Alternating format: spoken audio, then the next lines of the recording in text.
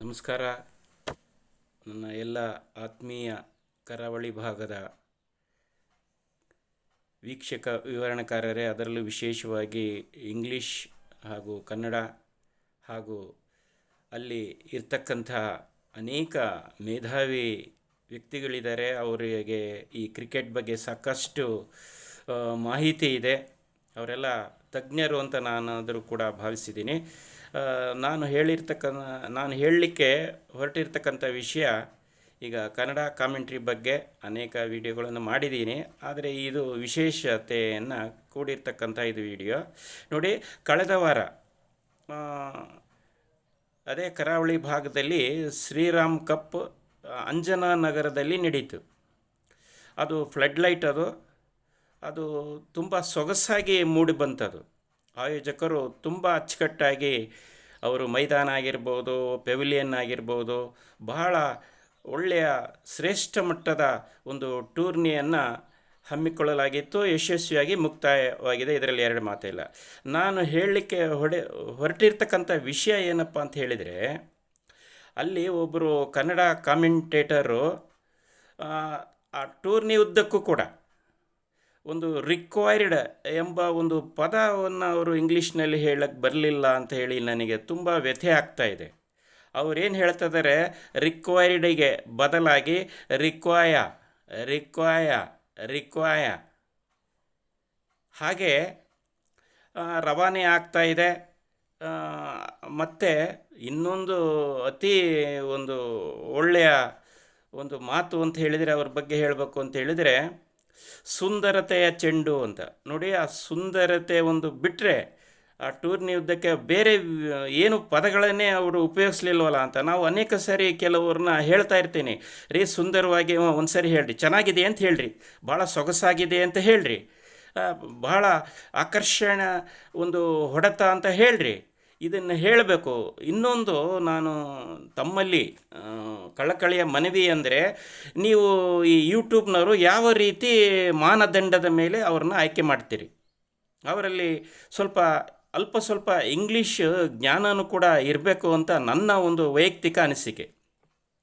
Sir, ಇಂಗ್ಲೀಷ್ನಲ್ಲಿ ಈ ಒಂದು ಕ್ರಿಕೆಟ್ ಬಗ್ಗೆ ಒಂದು ಮಾತಿದೆ, we judge a cricketer not so much runs he gets by the way in which he gets ಅಂತ ಹೇಳ್ತಾರೆ.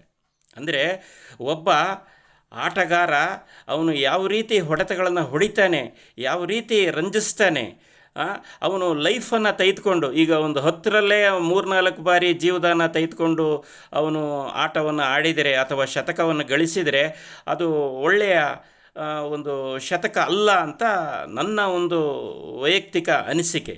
ಹಾಗೆ ಈ ಯೂಟ್ಯೂಬರ್ಸ್ನ ಇದ್ದಾರಲ್ಲ ಸರ್, ಈ ಕನ್ನಡದಲ್ಲಿ ಇವರು ಈ ಪ್ರೆಸೆಂಟ್ ಕಂಟಿನ್ಯೂಸ್ ಸಾಕಷ್ಟು ಹೇಳ್ತಿರ್ತಾರಲ್ಲ.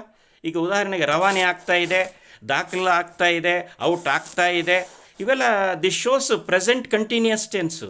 ಇದನ್ನು ಯಾಕೆ ಹೇಳಬೇಕು, ಇದನ್ನು ಪ್ರತಿ ಸಾರಿ ನೀವೇ. ಆಮೇಲೆ ಈಗ ಎಕ್ಸ್ಟ್ರಾಗೆ ನಾವು ಇಂಗ್ಲೀಷ್ನಲ್ಲಿ ಸನ್ಡ್ರೀಸ್ ಅಂತ ಹೇಳ್ತೀವಿ. ನಮ್ಮ ವೀಕ್ಷಕ ವಿವರಣೆಕಾರರಾದಂಥ ಸನ್ಮಾನ್ಯ ಅರವಿಂದ್ ಸರ್ ಆಗಿರ್ಬೋದು ಅಥವಾ ಸುರೇಶ್ ಭಟ್ರು ಇರ್ಬೋದು, ನಾನು 70ರ ದಶಕದಲ್ಲಿ ಕೇಳಿದ್ದೆ, ಎಕ್ಸ್ಟ್ರಾಕ್ಕೆ ಸನ್ಡ್ರೀಸ್ ಅಂತ ಇನ್ ಅದರ್ ವರ್ಡ್ಸನ್ನು ನಾವು ಕರಿತೀವಿ. ಇದು ನನಗೆ ಯಾಕೋ ಡೌಟ್ ಇದೆ, ಅದರ ಬಗ್ಗೆ ತಾವು ತೀರ್ಪನ್ನು ನೀಡಬೇಕು ಸರ್. ತಮಗೆ ಶುಭಾಶಯ, ಈ ಒಂದು ವಿಡಿಯೋ ನೋಡ್ರಿ ಅಂತ ಹೇಳಿ. ಇದನ್ನು ನನಗೆ ಆಶ್ಚರ್ಯ ಆಗುತ್ತೆ, ಇವರು ಅಕ್ರಮ ಅಂತ ಯಾಕೆ ಹೇಳ್ತಾರೆ, ಎಕ್ಸ್ಟ್ರಾ ಅಂತ ಹೇಳ್ರಿ, ಎಕ್ಸ್ಟ್ರಾ. ಹಾಗೆ ನಾವು ಏನು ತಿಳ್ಕೊಬೇಕಪ್ಪ ಅಂತ ಹೇಳಿದರೆ ನೋಡಿ, ಮ್ಯಾಕ್ಸ್ ಮುಲ್ಲರ್ ಒಬ್ಬ ಇಂಗ್ಲೀಷ್ ಸ್ಕಾಲರ್. ನಾನು ಅಬ್ರಹಾಂ ಲಿಂಕನ್ ಅಂತ 30 ವರ್ಷದ ಹಿಂದೆ ಇಂಗ್ಲೀಷ್ 9th ಸ್ಟ್ಯಾಂಡರ್ಡಿಗೆ ಒಂದು ನಾನ್-ಡಿಟೈಲ್ ಇತ್ತು. ಅದರಲ್ಲಿ ಅವನು ಹೇಳ್ತಾನೆ ಲಿಂಕನ್ ಯಾವ ರೀತಿ ಕೆಲಸವನ್ನು ಮಾಡದ ಅಂತ ಹೇಳಿದರೆ, ಅವನು ಪೋಸ್ಟ್ ಆಫೀಸ್ನಲ್ಲಿ ಕೆಲಸ ಮಾಡ್ತಾನೆ, ದೋಣಿ ನಡೆಸ್ತಾನೆ, ಅಂಗಡಿನಲ್ಲಿ ಕೆಲಸ ಮಾಡ್ತಾನೆ, ಹೀಗೆ ಅವನು ಅನುಭವವನ್ನು ಗಳಿಸ್ತಾನೆ ಅಂತ. ಹಾಗಾಗಿ ನೀವೆಲ್ಲರೂ ಕೂಡ ಏನಿದ್ದೀರಿ ಅನುಭವವನ್ನು ಪಡ್ಕೋಬೇಕು. ಇಲ್ಲಿ ನಿಮ್ಮಲ್ಲೇ ಇದ್ದಾರಲ್ಲ, ನೀವು ಯಾರಿಗೂ ಕೇಳಬೇಡ್ರಿ. ಅನೇಕ ಹೆಸರಾಂತ ವೀಕ್ಷಕ ವಿವರಣೆಕಾರ ಇದ್ದಾರಲ್ಲ, ಅವರಿಂದ ಕೇಳಿ ಪಡ್ಕೊಳ್ರಿ. ನನ್ನ ಪ್ರಕಾರ ಈ ಕನ್ನಡದವ್ರು ಏನಪ್ಪ ಅಂತ ಹೇಳಿದರೆ, ಫೀಲ್ಡಿಂಗ್ ಪೊಸಿಷನ್ ಅಂತ ಹೇಳಿದರೆ, ಈ ಫೀಲ್ಡ್ ಸೆಟ್ಟು ಇಂಗ್ಲೀಷ್ನಲ್ಲಿ ಏನು ಹೇಳ್ತಾರೆ ಅದನ್ನೇ ಹೇಳಬೇಕು ನೀವು, ಬೇರೆ ಏನು ಹೇಳಬೇಡಿ. ನೀವು ಒಂಟಿ ಓಟ ಹಾಗೆ ದ್ವಿತೀಯ ಅನ್ನೋದಕ್ಕೆ ಅವಳಿ ಅಂತ ಇರಲ್ಲ, ನಾವು ಉಪಯೋಗಿಸ್ತಿದ್ವಾ? ಈಗ ನೀವು ಇಂಗ್ಲೀಷ್ ಕಾಮೆಂಟೇಟರ್ ಎದೆ ಮುಟ್ಟು ಹೇಳಬೇಕು, ನೀವು ಇದನ್ನು ದಿನನಿತ್ಯದಲ್ಲಿ ಉಪಯೋಗಿಸ್ತೀರಾ? ಒಂಟಿ ಅಂತ ಉಪಯೋಗಿಸ್ತಿದ್ದೀರಾ? ದ್ವಿತೀಯ ಅಂತ ಉಪಯೋಗಿಸ್ತಿದ್ದೀರಾ? ಅವಳಿ ಅಂತ ಉಪಯೋಗಿಸ್ತಿದ್ದೀರಾ? ಯಾಕೆ ನೀವು ಹೇಳ್ತೀರಿ?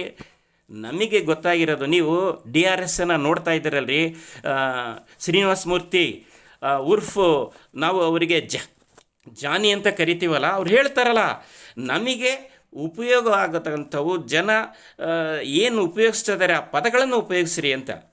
ಹಾಗಾಗಿ ನನ್ನ ಒಂದು ಇಂಟೆನ್ಷನ್ ಏನಪ್ಪ ಅಂತ ಹೇಳಿದರೆ, ನೀವು ಅದನ್ನು ಕಲ್ತ್ಕೋಬೇಕು ಅಂತ.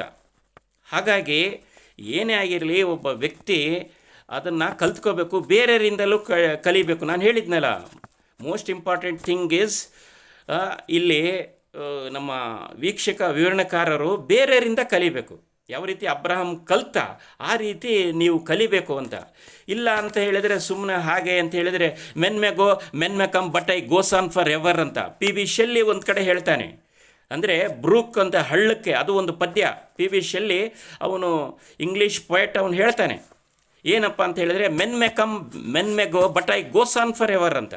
ನೋಡಿ, ಈ ಹಳ್ಳ ಇದೆಯಲ್ಲ, ಯಾರಾದರೂ ಸತ್ರ ಆಗಿರಲಿ, ಯಾರಾದರೂ ಬದುಕಿದ್ರಾಗಲಿ, ಅಥವಾ ಅವನು ಹುಟ್ಟಿದ್ದಾನೆ ಅಂತಾಗಲಿ, ಅದು ಹರಿಯೋದನ್ನು ತನ್ನ ಪಾತ್ರವನ್ನು ನಿಲ್ಲಿಸುತ್ತಾ ಇಲ್ಲ, ಅದು ಕಂಟಿನ್ಯೂಸ್ ಆಗಿ ಹರಿದು ಹೋಗುತ್ತೆ. ಆ ರೀತಿ ನೀವು ಇದನ್ನೇನೋ ಕೇಳಿ ಇದನ್ನು ಬಿಡಬಾರ್ದು. ಇದನ್ನು ನೀವು ಅಚ್ಚುಕಟ್ಟಾಗಿ ಈ ಕನ್ನಡ ಕೆಲವು ಪದಗಳನ್ನು ನೀವು ಬಿಟ್ಟುಬಿಡ್ರಿ. ಇದು ಇಂಗ್ಲೀಷ್ ಟು ಇಂಗ್ಲೀಷ್ ಹೇಳ್ರಿ, ಇದು ಇಂಗ್ಲೀಷ್ನರ ಗೇಮ್ ಇದು. ಇನ್ನೊಂದು ಮುಖ್ಯ ಅಂಶ ನನಗೆ ಇನ್ನೂ ಕೂಡ ತಲೆ ಕೆಟ್ಟು ಹೋಗೋದು ಕಣ್ರಿ. ಏನು ಅಂತ ಹೇಳಿದರೆ ಪಂದ್ಯ ಇದೆಯಲ್ಲ, ಇಂಗ್ಲೀಷ್ನಲ್ಲೇ ಹೇಳಿಬಿಡ್ರಿ. ಅದು ಮ್ಯಾಚ್ ಅಂತ, match number 1, match number 2, match number 3, ಪಂದ್ಯಾಟ ಅಂತ ಹೇಳಿದರೆ ಹಳ್ಳಿಯರಿಗೆ ಅರ್ಥವಾಗಲ್ಲ ಕಣ್ರಿ. ಇದು ಈ ಟೌನ್ನರಿಗೆ ಗೊತ್ತಾಗಲ್ಲ. ಅದು ಟೌನ್ನವ್ರು ಎಷ್ಟು ಇಂಗ್ಲೀಷ್ ಪದಗಳನ್ನು ಉಪಯೋಗಿಸ್ತಾರೆ ದಿನನಿತ್ಯದಲ್ಲಿ ನಿಮಗೆ ಗೊತ್ತಿದೆಯಾ? ಅದನ್ನು ಇಂಗ್ಲೀಷ್ ಪದವನ್ನು ಹೇಳ್ರಿ, ನಮಗೆಲ್ಲ ಅರ್ಥವಾಗುತ್ತೆ. ಹಿಂದೆ ಇರಲಿಲ್ಲ ನೋಡಿರಿ, ಡಾಕ್ಟರ್ ಕೃಷ್ಣಮೂರ್ತಿ ಅಂತ, ನಾಗರಾಜ್ ಸರ್ ಅಂತ, ಅವರು ಒಳ್ಳೆಯ ಕಾಮೆಂಟೇಟರ್ ಆಗಿದ್ದರು 70, 80, 90ರ ದಶಕದಲ್ಲಿ. ನೀವು ಯಾವ ಸೀಮೆರಿಗೆ ಬಂದಿದ್ದೀರಿ? ನೀವು ಇದನ್ನು ಹೇಳಬೇಡ್ರಿ. ಇದನ್ನು ನೋಡ್ರಿ, ನಾನು ಏರದನ್ನು ಯಾಕೆ ಅಂತ ಹೇಳಿದರೆ, ಯಾವುದೇ ವಿಚಾರವನ್ನು ಕೇಳಬೇಕಾದ್ರೆ ಬುದ್ಧಿವಂತರ ಹತ್ರ ಕೇಳ್ಕೋಬೇಕು. ನೀವು ಕರಾವಳಿ ಪ್ರದೇಶದವರು ಬುದ್ಧಿವಂತರು, ನೀವು ಅವ್ರಿಗೆ ಹೇಳ್ಕೊಡ್ರಿ ಕನ್ನಡದವರಿಗೆ. ಇನ್ನೊಂದು ಅಂತ ಹೇಳಿದರೆ, ಅಲ್ಲಿ ಪಕ್ಕದವ್ರು ಇದ್ದಾರಲ್ರಿ, ಹಿಂದಿಯಿಂದ ಕಲೀರಿ, ಇಂಗ್ಲೀಷ್ನರಿಂದ ಕಲೀರಿ, ಒಳ್ಳೆಯದಾಗತ್ತೆ.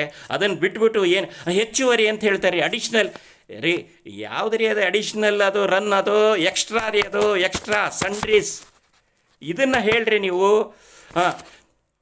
ಅಂಕಿಅಂಶ ಪಟ್ಟಿ ಅಂತ ನೋಡ್ರಿ, ನಾನು ಇದ್ರ ಬಗ್ಗೆ ಒಂದು ಪಟ್ಟಿಯನ್ನೇ ಬರೆದು ಕಳಿಸಿದ್ದೀನಿ ಇದರೊಂದಿಗೆ. ಅನ್ಯತಾ ಭಾವಿಸಬಾರ್ದು, ಕಲ್ತ್ಕೋಬೇಕು ಅಂತ. ಕಲಿಬೇಕ್ರಿ, ಯಾರು ಕೂಡ ಕಲ್ತು ಬಂದಿರಲಿ. ನೋ ಮ್ಯಾನ್ ಈಸ್ ಪರ್ಫೆಕ್ಟ್ ಅಂತ ಹೇಳ್ತೀವಲ್ರಿ ನಾವು. ನನಗಿದು ಸಿಟ್ಟು ಬರುತ್ತೆ ರೀ ನೀವು ಹೇಳ್ತಕ್ಕಂಥ ಪದಗಳು ಅಂತ. ಅಂಕಿಅಂಶದ ಬಗ್ಗೆ ಕರೆಕ್ಟಾಗಿ ನಾನು, ಇದು ಜಾಸ್ತಿ ಆಗುತ್ತೆ ವಿಡಿಯೋ, ನನಗೆ ಅಪ್ಲೋಡ್ ಮಾಡೋಕ್ಕೆ ಬರಲ್ಲ. ಆದ್ದರಿಂದ ನನ್ನ ಎಲ್ಲ ಕರಾವಳಿ ಭಾಗದ ಎಲ್ಲ ತಜ್ಞರಿಗೆ, ಈ ಕ್ರಿಕೆಟ್ ತಜ್ಞರಿಗೆ, ಆಮೇಲೆ ಫ್ರಾಂಚೈಸಿಗೆ, ಸರ್ ಫ್ರಾಂಚೈಸಿಯರು, ಆಮೇಲೆ ಈ ಯೂಟ್ಯೂಬ್ರಸ್ ಇದಾರಲ್ಲಿ ಒಳ್ಳೊಳ್ಳೆರನ್ನ ಕಳಿಸಿ ಸರ್, ಸ್ವಲ್ಪ ದುಡ್ಡು ಹೆಚ್ಚಾದರೂ ಪರವಾಗಿಲ್ಲ, ಅವರ ಕನ್ನಡ ಜೊತೆನೇ ಬಿಟ್ಬಿಡ್ರಿ, ಅವರಿಗೆ ಇಂಗ್ಲೀಷ್ನವ್ರನ್ನ ಕಳಿಸ್ರಿ, ಹಿಂದಿಯರನ್ನ ಕಳಿಸ್ರಿ. ನೋಡಿ, ಮೊನ್ನೆ ನಾನು ಅಪ್ಲೋಡ್ ಮಾಡಿದ್ದೆ ಅಜಯ್ ರಾಜ್ ಸರ್ ಅವರು ಯಾವ ರೀತಿ ಅವ್ರು ಹೇಳ್ತಾರೆ, ಅದು ಅಂಡರ್ಆರ್ಮ್, ಅದು ಸ್ಟಾರ್ಟಿಂಗ್ 10 ವರ್ಷದ ಹಿಂದೆ ಮಾಡಿರ್ತಕ್ಕಂಥ ವಿಡಿಯೋ, ಎಷ್ಟೊಂದು ಚೆನ್ನಾಗಿ ಮುದ್ದಾಗಿದೆ ಕೆಲವು ಆ ಪದಗಳು. ಅದು ಈಗ ಹೇಳ್ತಾ ಇದ್ದರೆ ಹೆಚ್ಚಿಗೆ ಆಗುತ್ತೆ, ಅನ್ಯಥಾ ಭಾವಿಸಬಾರ್ದು.